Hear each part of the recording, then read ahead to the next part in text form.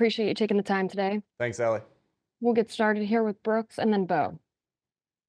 Hey Nick, going into this week are two questions. One, do you have any plans to change play calling duties on the defensive side? And with off-ball linebackers with Hassan Ridgeway and Nolan Smith and others reviewing that yesterday, do you have any sense of or where Matt or Sean would want to go with that, or and after working with that a couple of weeks?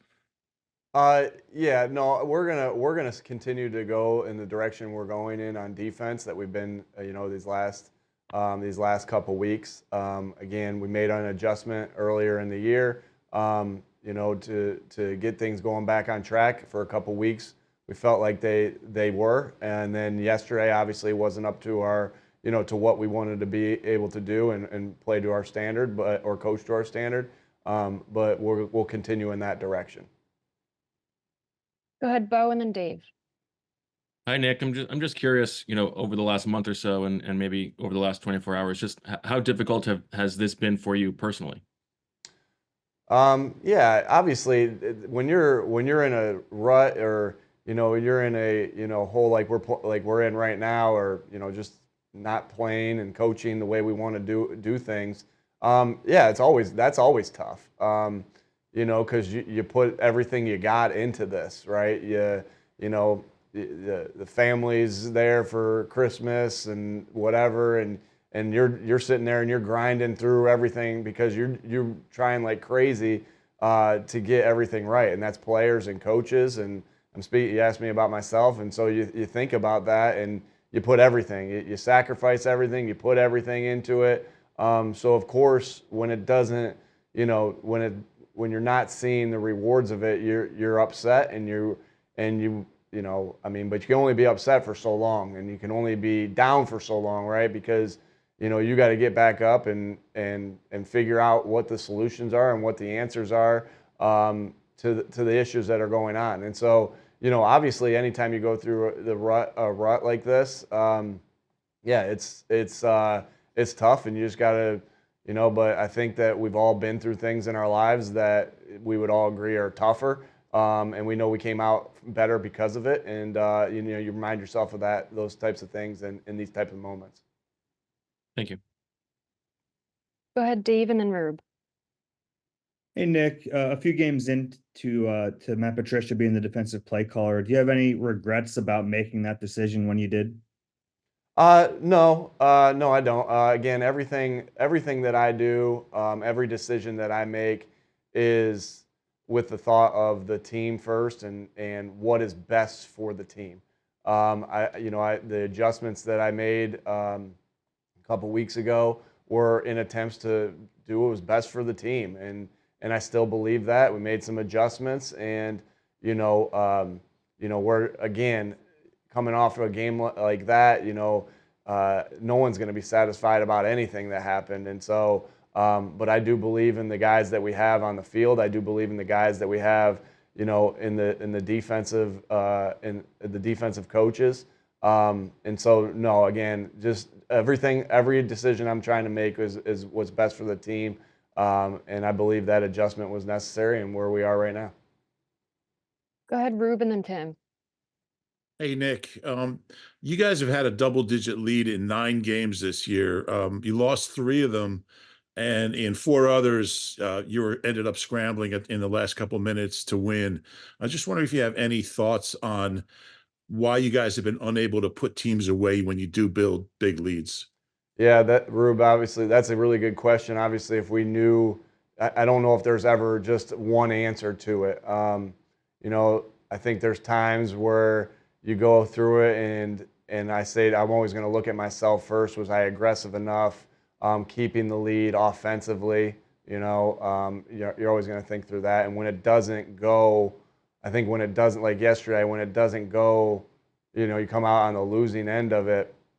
You're going to think through all those different things. So of course, when I look at the game yesterday, and we're in that 4-minute, we get the onside kick, and we're in that 4-minute, I like the calls, but maybe I could have been more aggressive there. And that's just me being honest with you guys. Like that's that's something I'm always going to look at first. And then it goes into, are we putting the guys in positions to make plays? And then are the guys executing them? And so, but like I said, I'm always going to look at myself first. And that's where, that's one thing. We haven't been great on 4-minute offense, and that's me, right? That starts with me, and that, again, with how aggressive we play it, and so, yeah, I think those are a couple of things. Now, when you're up 10 and you get into 4 minutes, completely different being up 10 in 4 minute or, one possession in 4 minutes. So something's went there in that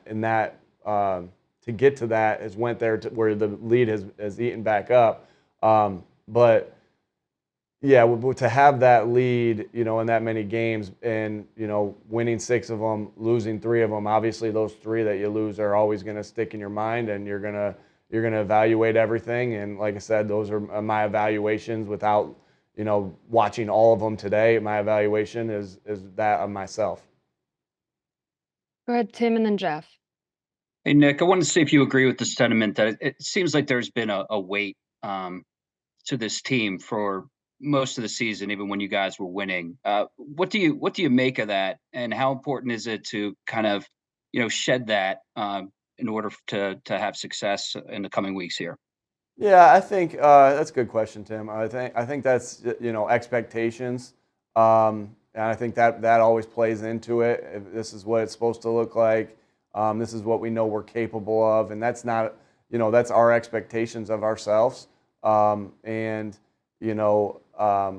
knowing that we can continue to play better and coach better. And so I think that has been a little bit of it. I think if I'm obviously would have to spend some time thinking through that, but my initial reaction is expectations. And like I said, we all have high expectations. The fans, us as as the Eagles, the coaches, the players, and so it's just wanting to live up to the expectations, but also just we also got to understand that it's about daily improvements and zoning in just on where we are.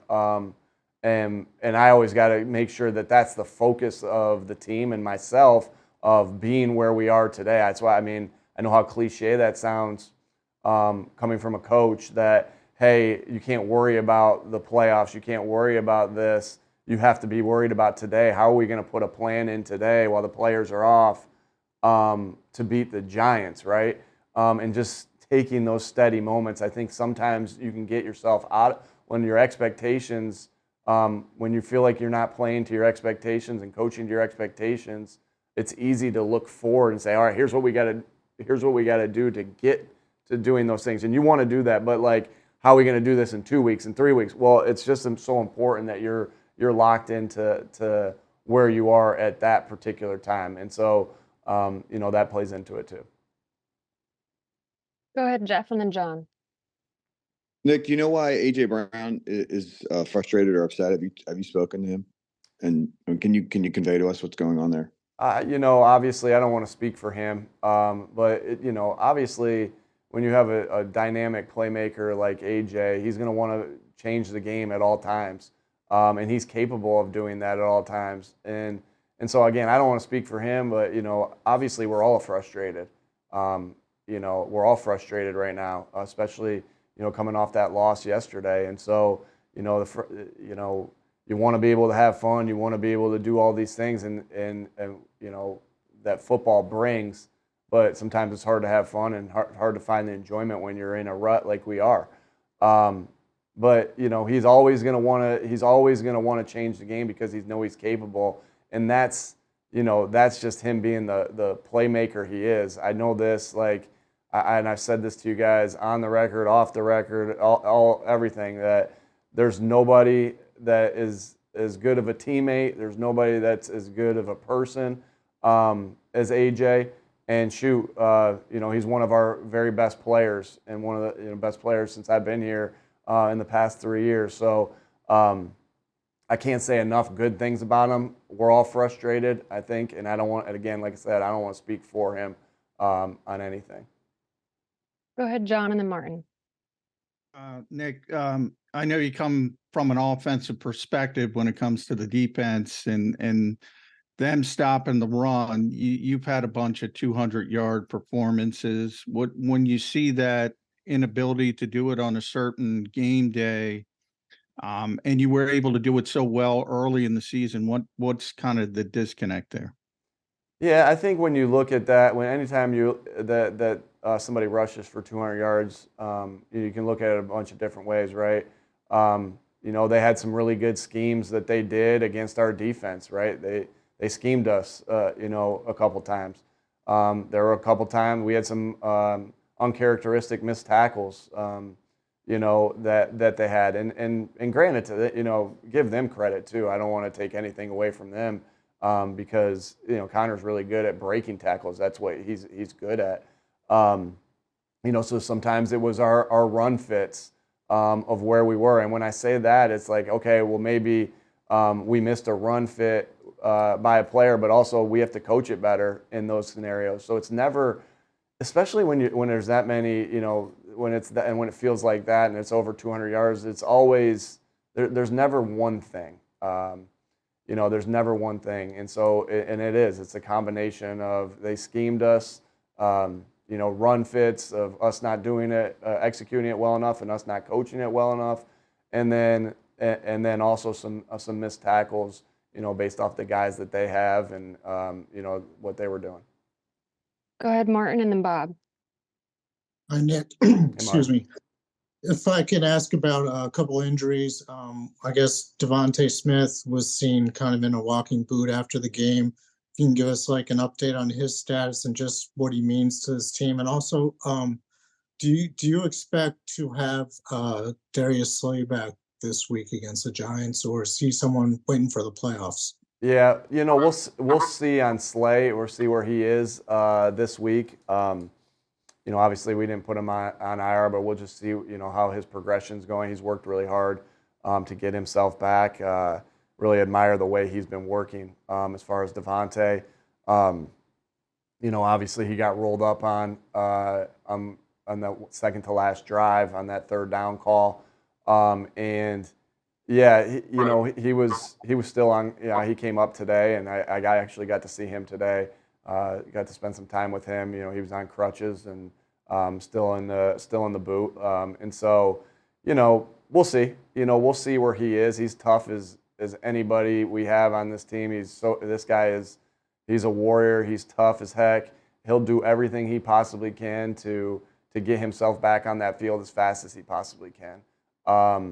And what he means to this football team is not only the playmaking ability that he has to change the game with the ball in his hands, but also, just his toughness is contagious. I think his toughness is super contagious to know that, he goes out there and puts his body on the line and throws his body around the way he does. I think that toughness is just, everyone sees it, everybody feeds off it. So obviously not having him on that field, anytime, a player with the caliber of Devonte, the playmaking ability, not having him on the field is a big deal. But also his toughness will be a big deal as well. Go ahead, Bob, and then EJ. Hi, Nick. Knowing you guys are at the mercy of the Cowboys here to lose division, do you consider at all sitting guys this week, or maybe even individual guys? You just talked about guys that are injured. Does that go into your thought at all? How much process is going with that? Yeah, sure, Bob. That's a good question. Obviously we always we try to think through everything at all times, and we're always thinking about those things. We're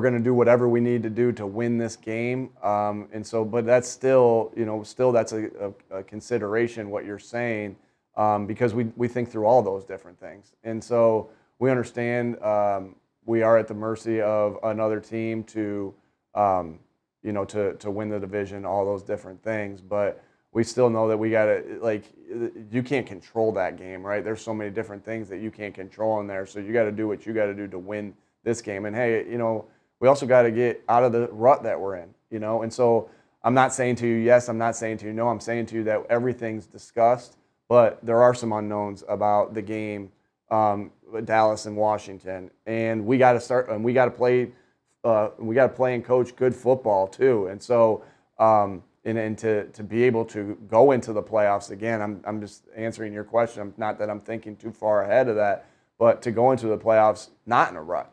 And so everything's on the table. We'll think through everything on that. We're preparing right now to play the Giants, and that's been our big conversation so far. Later this evening, tomorrow we'll discuss more about playing and who's up and who's down.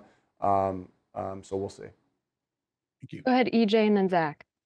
Hey, Nick, you mentioned that second to last drive. You said maybe you guys could have been more aggressive. I guess what was the approach for that drive? Was it to kind of, bleed more of the clock? And also, there were some miscommunications on that drive. You guys had the timeout on the 3rd and 20 and the substitution that came in late. I guess what was behind that? Yeah, just that. Just a little miscommunication. Again, anytime something like that happens, that's on me. The coach to quarterback communications always that's on me. And as far as the drive, again, you think through different things and different scenarios.